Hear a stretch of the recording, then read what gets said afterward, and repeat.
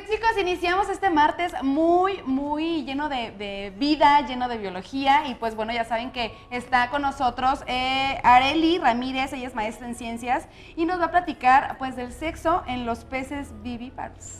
Un tema bien bonito, ¿cómo estás? Hola, muy bien, gracias. Nos da muchísimo gusto tenerte con nosotras, Arely, porque nos vas a abrir los ojos de todo lo que tenemos, de todos los como dudas que a veces surgen y que a veces dices, ay, ¿cómo crees que preguntas eso? ¿No? Entonces, ¿qué onda con el tema? ¿Qué onda con la vida sexual en los peces? Bueno, pues es un tema muy importante y bueno, primero quisiera contarles que dentro de los peces hay 3 tipos de estrategias, ¿no? Que son los peces que ponen huevos, que serían los peces ovíparos, son los peces ovovivíparos, que son los que ponen huevos, pero que dentro de este huevo están dentro de la madre. Y los peces que yo les vengo a platicar son los peces vivíparos, que son aquellos que están dentro de la madre y que son como nosotros los humanos, ¿no? Es decir, que dentro de los pequeños cuerpos de los pececitos, ahí se encuentran los embriones de los peces. Wow, Arely, a ver, ahí ya no me checó. A mí en biología, en la primaria me dijeron que los peces obviamente ponían los huevos. Sí. Ajá. Pero, o sea, este tipo de pez en especial, o sea, ¿carga la mamá con los huevecitos? Sí, bueno, efectivamente, la mayoría de las veces cuando uno va en la primaria, los libros de texto te dicen que todos los peces son ovíparos, es decir, que pasa la hembra, deposita sus huevos, pasa el macho, deposita el esperma y todo se hace externamente. Okay. Pero, sin embargo, hay otro tipo de peces que son exclusivos del centro de México y que estos peces pertenecen a la familia Godeide, pero su nombre común se les conocen como tiros o cheguas, son como los nombres comunes. Son peces relativamente pequeños, no llegan alrededor de 10 centímetros más o menos estos peces, pero lo interesante es, como les digo, es que tienen a sus embriones dentro de, o sea, su desarrollo, su desarrollo es dentro de su pancita. Así es este desarrollo de los peces.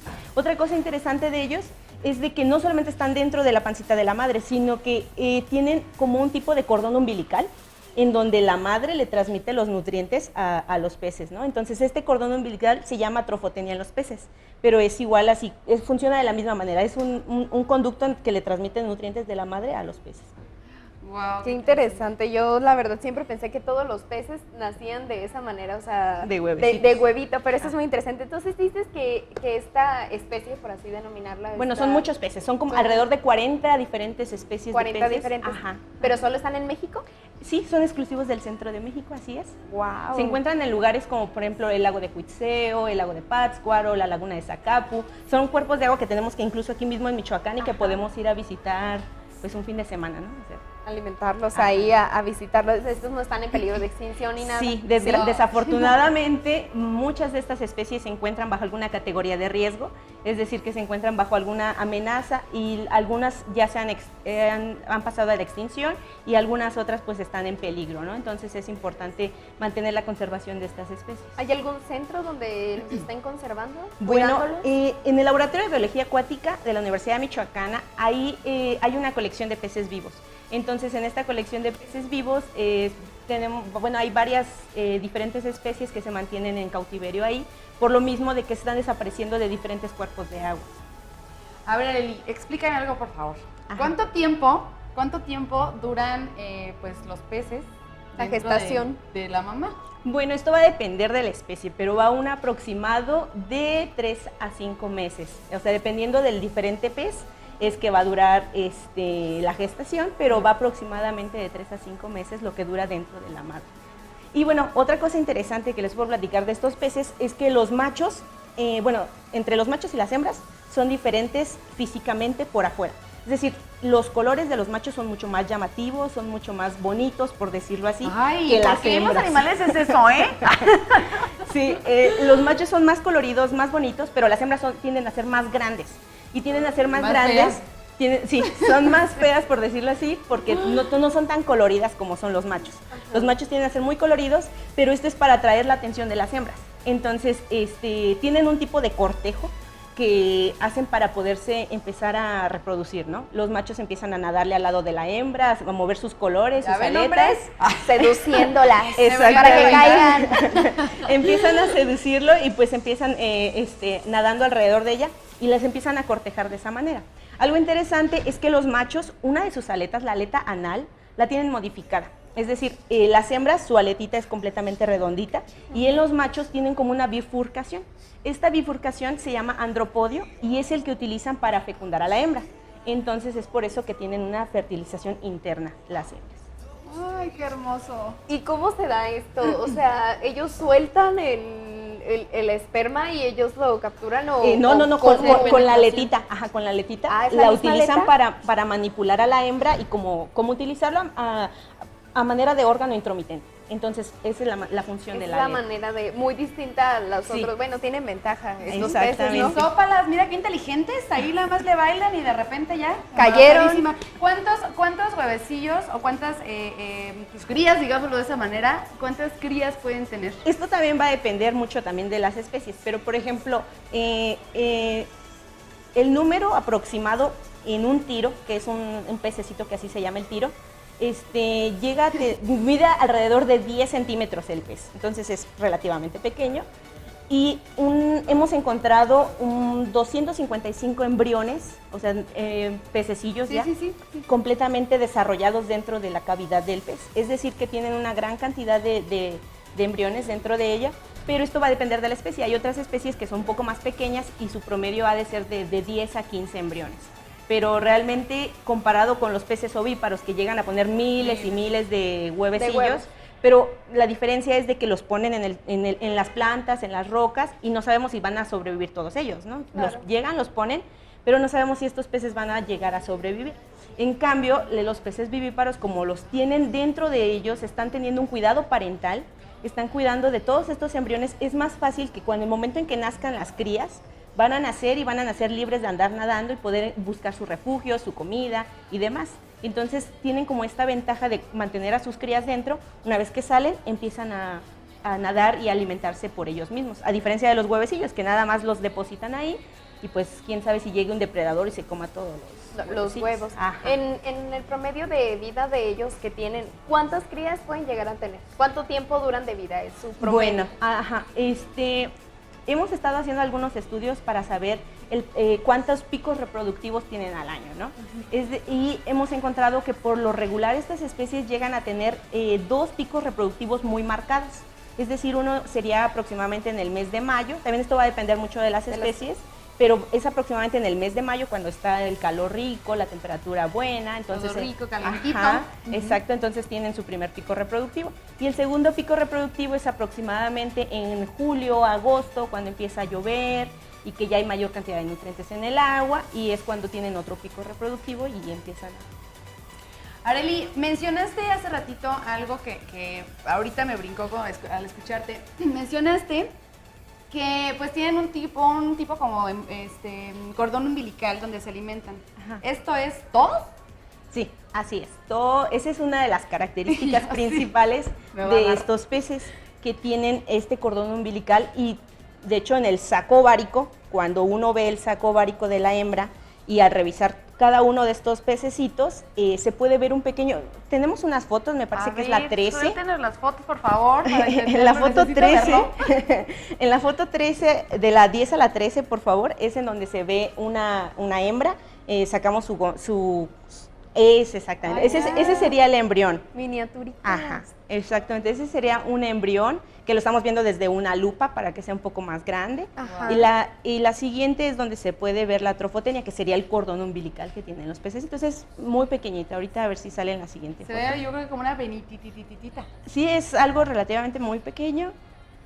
Ahí no cambió. Arely, aquí en Michoacán, nos está diciendo que aquí en el lago de Huitzeo y en estos lagos, aquí se reproducen esto. ¿Cuál sería su mayor depredador? Hablando Bueno, de... sí hay, uno de los principales depredadores sería la lobina, que es un pez más grande, que es carnívoro, y pues tiende a comerse los peces más pequeñitos, ¿no? Entonces, como estos peces, les digo que todos son relativamente pequeños, máximo 10 centímetros el más grande, pero la mayoría son de 4 a 3 centímetros en su etapa adulta.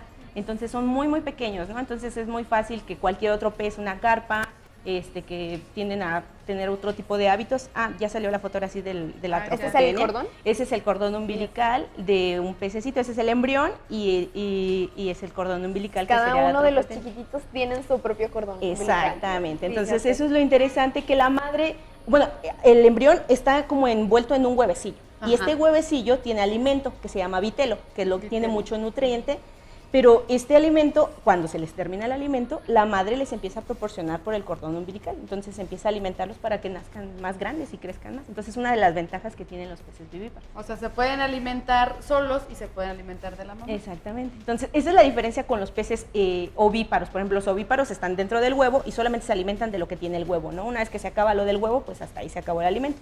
Los peces ovovivíparos también se encuentran, son también dentro de un huevo, pero este es dentro de la madre, pero no tienen esta conexión del cordón umbilical, ¿no? Entonces, Ay, qué hermoso. No lo puedo creer, se me hace como imposible. Qué bonita la naturaleza. De hecho.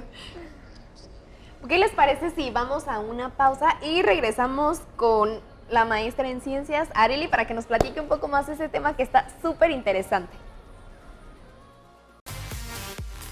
Bueno, yo cada vez estoy más abierta la boca porque nos están platicando que este tipo de peces, los que la acaban de cambiar, estamos hablando de la vida sexual en los peces.